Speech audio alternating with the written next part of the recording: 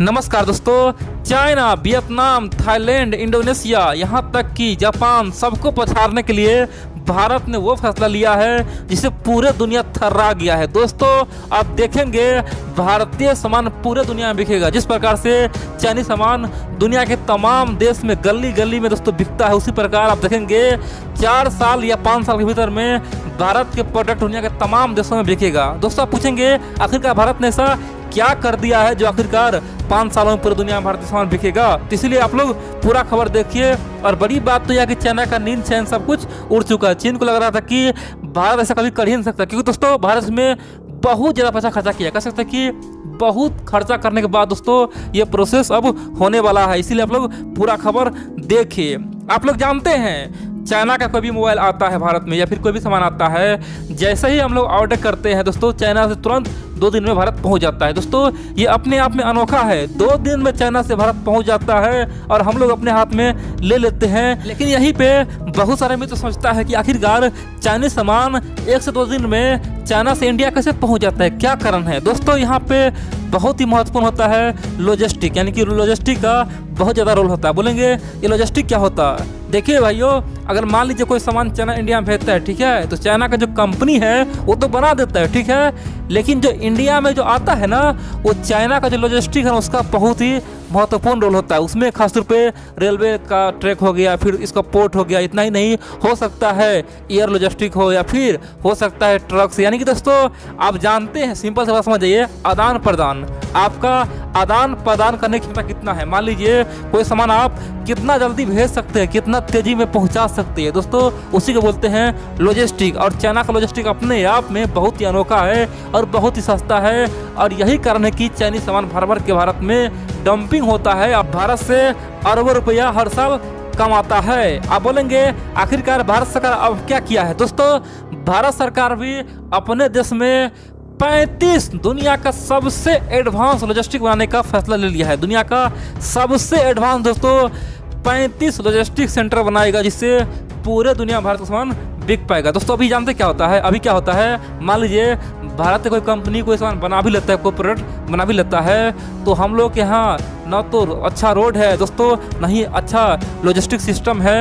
हम लोगों का सामान दोस्तों टाइम पे पहुंच ही नहीं पाता है। मान लीजिए कोई ऑर्डर करता है आज, मान लीजिए अमेरिका से ऑर्डर भारत में आ जाए, ठीक है, वो सामान पहुंचेगा 4 दिन बाद। दोस्तों कितना हम लोग का आराम से काम होता है। अगर वही चीज़ चाइना में होता तो चाइना केवल 2 दिन में अमेरिका पहुंचा देता। दोस्तों चाइना का लॉजिस्टिक बहुत ही एडवांस और तेज तरार काम करता है, और भारत का क्या है, आराम आराम से करता है। और यही कारण है कि भारत का सामान पूरी दुनिया में आज भी कम बिकता है। तो दोस्तों हमारे पास पहला ऑप्शन था हमारे लॉजिस्टिक को कंप्लीट करने का। इसीलिए भारत सरकार ने अनाउंस किया कि भारत के तमाम महानगर यानी कि बड़े बड़े शहरों में 35 मल्टी मॉडल लॉजिस्टिक पार्क बनाएंगे। और बड़ी बात तो यह है कि सबसे पहले असम में बनाएंगे। और दोस्तों सबसे बड़ा लॉजिस्टिक जो पार्क बनेगा वो गुजरात में बनेगा। दोस्तों गुजरात में कम से कम 50,000 करोड़ रुपया खर्चा हो, कह सकते हैं कि 50,000 करोड़ रुपया खर्चा करके मल्टी मॉडल लॉजिस्टिक पार्क बनाएगा। दोस्तों अपने आप में बहुत बड़ी बात है, भारत की अर्थव्यवस्था को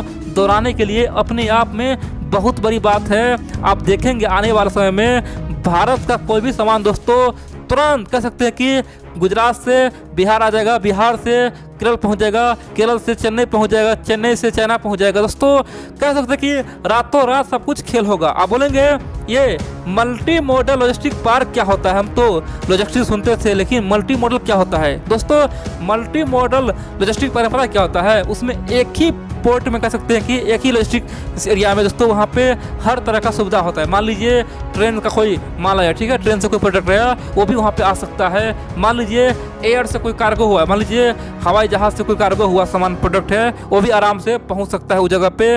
मान लीजिए शिप से कोई प्रोडक्ट आता है, कहीं भेजना है, वो भी यानी कि लॉजिस्टिक पार्क के अंदर आएगा। कह सकते हैं कि मल्टी मॉडल लॉजिस्टिक पार्क में हर एक प्रकार का दोस्तों सुविधा होता है। कह सकते हैं कि रातों रात चाहे एयर हो या फिर जहाज हो या फिर रेलवे हो या फिर ट्रक का हो, यानी कि ट्रक हो या फिर दोस्तों कोई भी सुविधा वहाँ पे सब कुछ भरपूर रहता है। इसी को बोलते हैं मल्टी लॉजिस्टिक पार्क। और भारत सरकार वही बनाने का फैसला लिया है और 35 बनाएगा। दोस्तों अपने आप में बहुत बड़ी बात है। और गुजरात में सबसे बड़ा लॉजिस्टिक पार्क बनाने जा रहा है। अब आप पूछेंगे तो क्या हमारे देश में अभी तक कोई बड़ा लॉजिस्टिक प्रोसेस नहीं था क्या? हम लोग कैसे आखिरकार सामान भेजते थे, मंगवाते थे? दोस्तों अभी भी है, लेकिन क्या है, महंगा है और स्लो है। आप जानते हैं, मान लीजिए भारत में कोई कंपनी कोई सामान बनाता है, ठीक है, कोई प्रोडक्ट बनाता है, मान लीजिए उस प्रोडक्ट का प्राइस 100 रुपया है दोस्तों, एक्चुअल प्राइस 100 रुपया है, तो भारत का जो लॉजिस्टिक प्रोसेस है ना दोस्तों, वो अपने आप में बहुत ही महंगा है। कम से कम 13% लगता है दोस्तों आदान प्रदान करने। मान लीजिए वो सामान कहीं से कहीं भेजते हैं, ट्रेन होते हुए या फिर ट्रक होते हुए या फिर शिप होते हुए कहीं भेजते हैं दोस्तों, उसी प्रोसेस में कम से कम 13% खर्चा हो जाता है। मान लीजिए 100 रुपया का खास रुपये प्रोडक्ट है 100 रुपया का, तो ऑटोमेटिक उस पर 13 रुपया दोस्तों बढ़ जाएगा, यानी कि 13 रुपया लॉजिस्टिक चार्ज, समझिए 13 रुपया लॉजिस्टिक चार्ज लगता है दोस्तों। ये बहुत महंगा है। भारत की तुलना में चाइना बहुत सस्ता है। चाइना का दोस्तों लॉजिस्टिक चार्ज पता कितना होता है? 5 से 6 रुपया। मान लीजिए 100 रुपया का कोई प्रोडक्ट चाइना बनता है, फिर उसी 100 रुपये के सामान को चाइना के लॉजिस्टिक चार्ज पता कितना होता है? मात्र 6 से 5 रुपया दोस्तों। 5 से 6 रुपया में चाइना कहीं भी वो सामान भेज देता है। कह सकते कि इतना सस्ता है, और बड़ी बात है कि बहुत तेज है। आप पूछेंगे आखिरकार भारत का यह हाल कैसे है और भारत का कितना रैंक है, आखिरकार भारत किस प्रकार काम करता है? दोस्तों वर्ल्ड बैंक हर 2 साल पे एक रिपोर्ट छापता है कि आखिरकार किस देश का लॉजिस्टिक सिस्टम कितना अच्छा है। दोस्तों उसमें भारत का पता कितना रैंक है? 44वां रैंक है। 44 रैंक है दोस्तों। कितना नीचे है? कह सकते हैं कि अपने आप में ये बहुत बड़ी बात है। भारत का भी 44 रैंक है। आप पूछेंगे चाइना कितना है?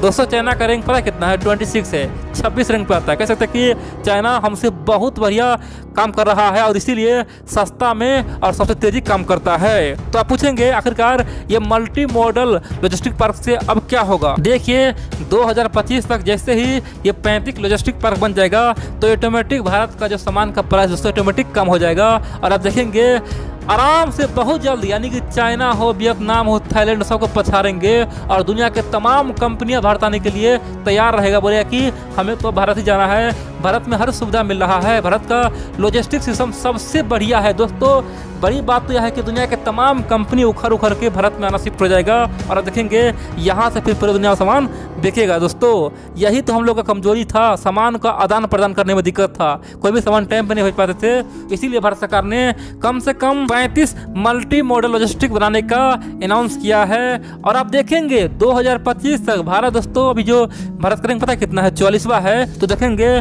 2025 तक भारत दोस्तों टॉप 20 में आ जाए। कह सकते कि हो सकता है लगभग चीन के बराबर आ जाए या फिर चीन से दोस्तों पछाड़ भी देगा। कह सकते हैं कि इतना बड़ा काम कर रहा है भारत सरकार। भारत को पता है कि अगर भारत को 20 ग्रुप बनाना है, भारत को मैन्युफैक्चरिंग दुनिया में हब बनाना है, तो सबसे पहले हमें इंफ्रास्ट्रक्चर पर काम करना होगा, आदान प्रदान की प्रक्रिया पर काम करना होगा, मैनेजमेंट सही करना होगा।